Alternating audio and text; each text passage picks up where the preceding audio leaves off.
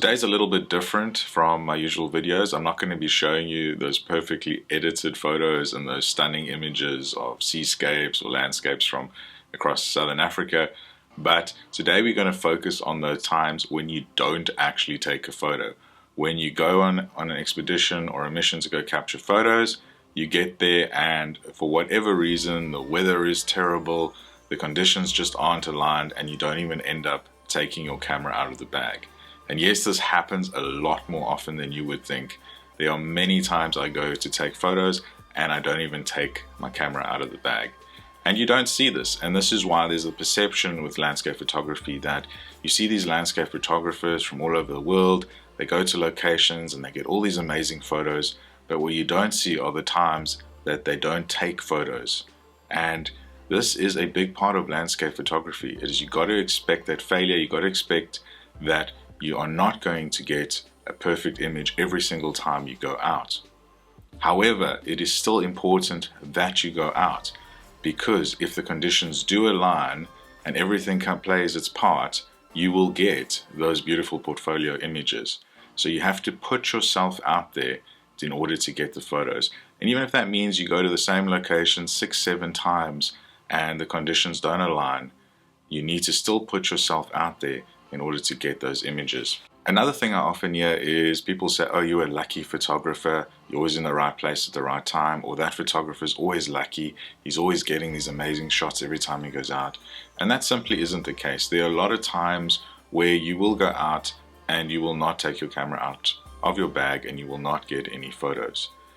There are two parts that I think that can make you luckier. The first part, I think, is better learning your environment, knowing how the weather works, know how the conditions of the locations are and how they work. The better you can read and predict the way the clouds are going to move or the way the sea will be with the tides, the better you are at putting yourself in the right place at the right time. So there is that element, but that's not luck, that is research and experience.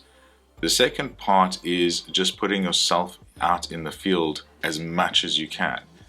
The more time you spend on location, the more time you spend out in the field, the better the chances of you getting those luckier moments or those rare moments of weather conditions, those rainbows, those lightning strikes, because you are putting yourself in the field more times.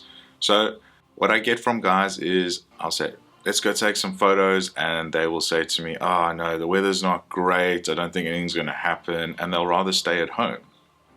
However, I will go out, and it means that it probably is likely I'm not going to take my camera out of my bag, I'm not going to get anything, but there's a chance, and that chance is, I think, what improves your luck per se in landscape photography, because if it does align and it is there, then you are in the right place at the right time. Okay, one last point I just want to make in this video is that when you are in location and the weather isn't great and you know, oh, I'm not going to get any photos, but you are there and you've made the effort to go out to the area, have a look for compositions.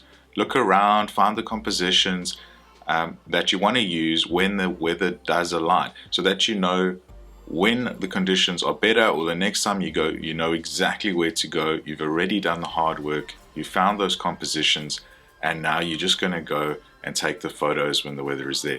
You don't want to end up getting there and then it is perfect, amazing conditions, and you haven't found a composition yet. So use those times when the weather isn't great and you're there and you know you're not going to take any photos. Use the time to walk around, scout, and find different compositions. So in the beginning of today's video, I think you saw a lot of me hiking in the Drakensberg and us missioning up, and that's one of the failures in photography that I've experienced, where I've put a lot of hard work into it. I took 5 days off to go and hike in the Drakensberg. There was a lot of cost involved. I had to travel there, I had to spend time there, I had to buy gear, I had to buy food, and it was a big commitment. And the weather up until I went there was looking amazing. There was a big rainstorm coming in. We were hoping to get the Tugela Falls flowing. There was potential of some snow, so we might have got some snow while we were there. So all the elements and all the planning, as best as I could do, were looking amazing for the trip.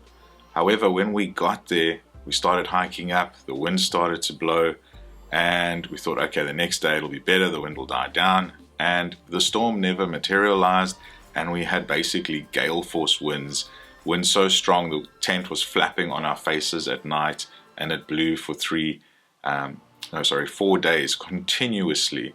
It was very unpleasant, didn't get a single usable image from the trip, and that's the way it goes, and you have to expect those failures. I used a lot of that to scout compositions for the next time I go, and yes, I was disappointed that I didn't get anything usable. However, this is part of landscape photography, and a large part of what I enjoy about it is that pursuit of an image that maybe is difficult to obtain. And I think if it was easy to get the photo every single time, and you could just go out of your door and there's an amazing sunset and click, I can take the photo, it would take away a lot of what I enjoy about landscape photography, and that is that pursuit of an image that is difficult to obtain. I know I'm not going to get it every time, but when I do get it, man, it's good and important to celebrate those successes and show everyone, say, look, I got that photo, and everyone is like, wow, you got that photo, and that is a difficult photo to get.